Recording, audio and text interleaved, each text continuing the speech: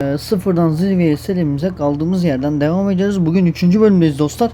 İlk bölüm gayet güzeldi. İkinci bölümde bayağı bir şanslıydık. Tamam mı? Arabamızı yine orta seviyelere fiyata sattık ama hatta satamadık. Daha doğrusu takasa falan vurduk arabayı. Ama bir bedavadan 1000 dolara böyle bir güzel bir araba aldık. Ondan sonra bu arabayla da bizim o hurdayı takas ettik. Logosuna ben bir el atarım. Logoları hatta direkt imha da edebilirim bilmiyorum ama arabanın çakarı var. Üstünde port bagajı var. Bunlar güzel. Bizim için bir tık avantaj gibi bir şey diyebilirim dostlar. Şimdi hemen hızlı bir şekilde seriye başlamadan önce kanala abone olmayanlar dostlar öncelikle bir abone olsun ilk kez gelenler varsa. Ondan sonra herkes bir like butonuna basarsa çok mutlu olurum. Keşfete düşmemiz için ve serinin ilerlemesi için. Bir de hype butonu var. İlk hafta içinde görenler varsa hype butonuna da basarsınız. Oradan da destek olabilirsiniz. Bir de dostlar en önemlisi fikirleriniz, taktikleriniz ve yapmamı istediğiniz şeyleri varsa görev gibi. Bunlar yorumlar kısmında yazın. Ben ekranda zaten videoyu başladığında da gösteriyorum çoğu zaman. Ona göre güzel bir seri yapmaya çalışacağız. Şimdi ben öncelikle günlük ödülleri falan her gün girsem bedavadan coin araba kazanacağım da ben her gün girmeye fırsat bulamıyorum. Onlar her seferinde girdim mi ilk günün ödülünü alıyoruz. Ondan ben bir ara ayarlayacağım. Her gün girmeye çalışacağım. Günlük ödüller bir de sosyal medya şeylerini bir ufaktan bir toplayacağım. Biraz parayı yükselteceğim. Biraz daha sandık mandık ıvır zıvır toplayıp başlayacağız modifiye etmeye. Ortalama olarak dostlar böyle 20-25 tane hatta 30 tane falan para kasası topladım. Bazılarını böyle kayda aldım gösterdim. Çoğunu kayda almadım. Ne kadar para topladık dersek böyle 400k 500k'ya yakın bir para kasalarından para topladık. Bir numaralı şehirde yani birinci şehirdeki bütün para kasalarını topladık. Birinci şehirde herhangi bir para kasası veya benzeri herhangi bir şey kalmadı. Hepsini topladık. Sadece bir tanesini toplayamadık. O değişmiş üst taraftaydı az önce gördünüz zaten onu. Onu alamadık maalesef. Ama geriye kalan bütün para kasalarını aldık. İyi topladık. Aldığımız para kasalarını da iyi modifiye ettik. Yani bizim hızlı şekilde para kasmamız lazım. Böyle para kasaları toplamak biraz uğraştırıyor. Hızlı kasmam lazım. Bunu nasıl yapacağım bilmiyorum. Evet dostlar ortalama olarak 439k'ya yakın bir para topladık. Yapabildiğimiz kadar görev, yapabildiğimiz kadar sandık topladık. Bir de bu arabada fark ettiyseniz BMW logosunu kaldırdım. Daha basit yapacağım. O detaylara girdiğim zaman biraz kötü oluyor. Biraz daha basit yapacağım. Bari güzel dursun diye. Şimdi bu arabayı mı modifiye edelim yoksa bunu mu modifiye edelim dersek. Bunda pek modifiye edebilecek bir şeyim yok. Onu ne yapacağımı bilmiyorum ama ben şu BMW güzel bir şekilde modifiye edebilirim diye düşünüyorum. Bir de BMW'nin ortalama olarak fiyatına baktığımız zaman 800 civarı 800k civarı bir bantta seyrediyor. Hani değeri o kadar. Bir de bunun çakarı da var. Ondan sonra port bagajı falan da var. Ufak bir şey de yapılmış mı ne derler efendim. Motor alınmış mı? Arabaya motor alınmamış. Motor alabiliriz diye düşünüyorum. Bakayım. Motora gerek var mı? Motora falan ıvır zıvırına gerek yok. Turbosan gerek yok. Lastikler, jantlar onlara pek gerek yok diye düşünüyorum. Biz sadece çizim yapıp yollayacağız arabayı. Şimdi buna güzel bir çizim yapacağım. Ne yapacağıma dair hiçbir bilgim yok. Belki buraya hoparlör yapabilirim. Olabilir. Ama BMW'dir. BMW'ye o yakışmayabilir. Beyaz bir şeyler yapmaya çalışacağım. Arabayı siyah yapacağım. Böyle biraz mafya tarzı dursun diye, biraz asil dursun diye. Lastiklerde de yazılar varmış. Lastiği 3 renkle yapabilirim. Tek renkle yapabilirim. Renk kodu var. Renk koduyla da güzel bir renk yapacağım. Bakacağız. Bakalım son hali ne olacak. Biraz fazla uğraşmış olabilirim. Yani başta dedim arabayı siyah miyah yapacağım. Arabayı siyah yapmadım dostlar. Siyah yapmam bekleyenler varsa arabayı siyah yapmadık. Logoyla dedim ya logo elle de yapabilirdim de dedim biraz yardım alayım sağa soldan öyle emojiler kullanarak yapayım dedim. Yine güzel oldu aslında kötü olmadı. Yine tam oturtturdum ayarlamaya falan çalıştım bence gayet güzel oldu. Ya sadece yazıyı BMW yazısını ekleyecektim o da çok küçülttüğüm için biraz bulanık gördüğü için onu eklemedim. Aynı şekilde arkaya da yerleştirdim. Yani hiç yoktan bir önceki logoya göre güzel oldu. Dostlar burada renk kodunu ayarlıyorum. Biraz uğraşıyorum. Yine gri yaptım. Siyah yapacaktım da vazgeçtim. Griden oynadık. Rengini güzel yaptım. Bak rengi güzel oldu. Biraz daha oyunun grafik ayarıyla oynadığın zaman arabanın rengi mükemmel. Baya bir parlak duruyor. Bunu biraz videonun sonlarına göre doğru görebilirsiniz. Ben orada biraz grafik ayarıyla da oynadım. Baya kaliteli duruyor yani arabanın kendi rengi. Biraz gerçekçi teması var. Bunda biraz uğraştım aslında yapmasam da olurdu da yine yapayım dedim. Biraz böyle hafif bir gölgelendirme ekleyeyim dedim burada da. kırmızı yaptım şeyleri, farları. Burada dedim ki böyle bir numara böyle aynalığa asarsanız ya böyle madalyanız falan olur.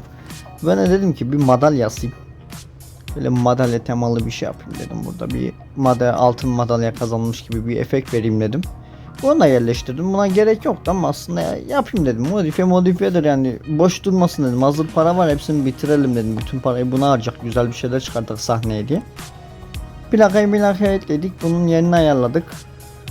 Şimdi hoparlöre geldik. Bütün parayı zaten bitiren bu hoparlör oldu. Yani böyle dedik ki böyle müzik çalma efekti falan vereyim dedim. Biraz hoparlör vereyim de kullanmış olduğum daireler çok pahalı.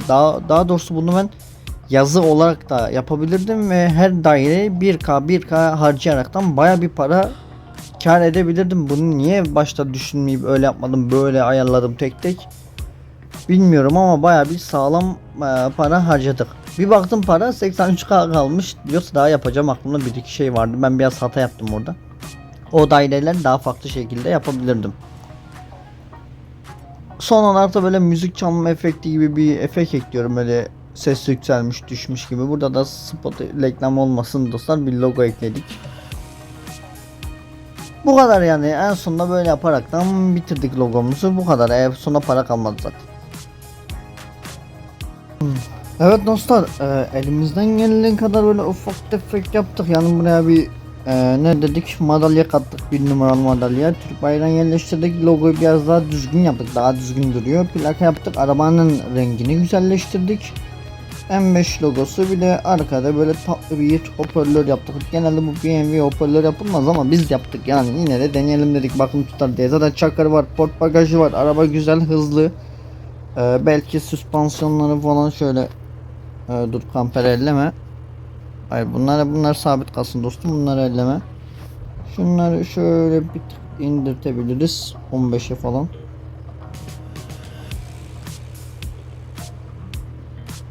Bu 17'de kalsın ha. Hop hop, nasıl da zıplıyor var ya, dur. Şunu şöyle normal yap. Bunu yapıştır. Bir tık daha kaldır. Heh. Böyle güzel. Aha bittiye basmadım ya. O kadar ayarladım, bittiye basmadık dostlar. Şunu tekrar 17 yap. Şunu indir biraz. Böyle iyidir. Bunu da indir. Bitti. Tamam, ayarladık. Biraz da böyle yere yapıştırdık. Ondan sonra ekstra yapmamız gereken bir şey var mı desem sanmıyorum. Tek yapmamız gereken arabayı götürüp satmak. Ve bizi çok uğraştıran, böyle çok bekleten şey bu araba satma işine. Böyle güzel bir taktik verirsen çok güzel olur. Bu arada arabanın renk kodunda falan ayarladım. Renk kodları mükemmel oldu yani. İstiyorsanız renk kodlarını sizlere verebilirim. Şimdi satmaya götürelim. Önce Türkiye sunucusundan deneyeceğiz. Sonra Azerbaycan, Arap, Afrika diyerekten ilerleyeceğiz dostlar. Bakalım hangisini satabiliriz. Şimdi arabanın değeri 800K. Bir 400K'ya yakın mal yaptık. Bunu 2 milyona okutturmak istiyorum. Umarım gider. Odağa girdiğimiz gibi F1 yarış isteği attı. Yarıştan kaybettik dostlar direkt. Ben de kaçtım hemen hızlıca. Buraya 2 milyona yapıştırdım Türk sunucusuna. Biraz bekledik uzun süre. Baktım bayağı ucuz arabalar var falan. Buradan 500K'ya ver alayım dedim. Biri takas istedi. 500K ver dedim. Üstüne gel arabayı takas yapalım dedim. O da olmadı. Ve şu Ferrari'nin arkadaşına yazıyordum. Ferrari'nin sahibine. Sahibine yazıyordum. Kabul etmedi. Diğer arabalara baktım. Bunu almayı düşündüm de 100K'ymış, bende 70K var. Aynı şekilde o güzel değildi. Şu an farklı bir sunucuya girdim. Orada kimse yok diye. Buradan aynı dava. Bekliyoruz bayağı bir uzun süre. Buradan böyle sıkıntılar yaşıyoruz. Güzel arabalar var. Bayağı güzel araba. Fiyatları da iyi. Güzel arabaları satıyorlar falan filan da 2 milyona kimse almıyor. Bakan çok, inceleyen çok ama alan yok. Ben de yazdım, baba yiğit var mı ya alacak 2 milyona parası olan?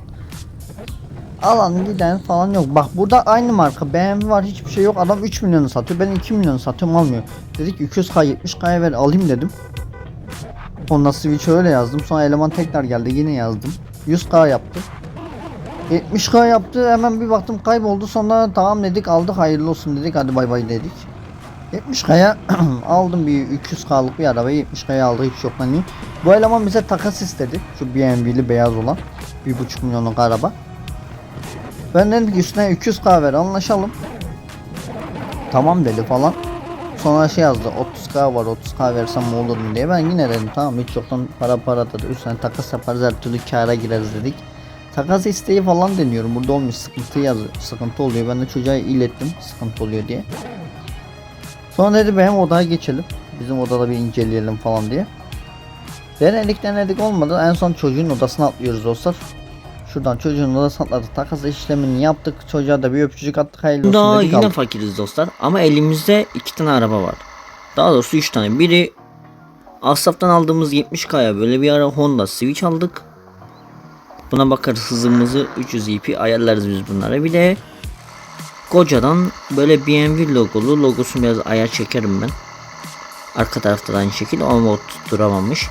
Böyle bir araba aldık. Şimdi zarar mı ettik, karda mıyız, hiçbir bilgim yok. Şu an onu öğreneceğiz dostlar. Arabaya bakalım, araba hangi sırada, fiyatına kadar onu bir incelememiz lazım. Bu araba 1000 coin'lik araba. Bu paralı bir araba.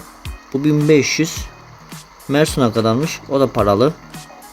1600 küsür, yani 1500, yani 1 milyonluk bir araba kendisi. Yani 1 milyonluk bir araba aldık, güzel. Hayırlı olsun. Honda Civic kaçıncı sırada acaba? 70K'ya aldık da. Yani yine kendi arabamıza takas ettik. Ortalama olarak bir 200K falan kârdayız. O üstüne çocuktan bir 30K aldık. Honda Civic. Honda Civic de buradaymış. Honda Civic'te de karımız var. Tamam, Honda Civic'te de biraz karımız var. 70K'ya aldık ama iyi, çoktan iyidir. Sonuç olarak 2 tane, toplam 3 arabamız var. Bu 3 arabayı nasıl bir modifiye yapmam lazım? Neler yapmam lazım? Ne kadar ıslatabilirim? Biri bunları bana bir açıklasın. Ya ne yapsam bu arabalar gider? Bunları bir yazın dostlar, bir ayar çekelim bunlara. Ne yapsak gider? Hangi sunucuda satsak gider? Nasıl modifiye yapalım gider? Ona göre ben biraz da para toplayacağım, günlük görevler yaparak falan filan. Sonuç olarak bir hafta sonra tekrar buradayız. Kendinize iyi bakın, görüşmek üzere, bay bay.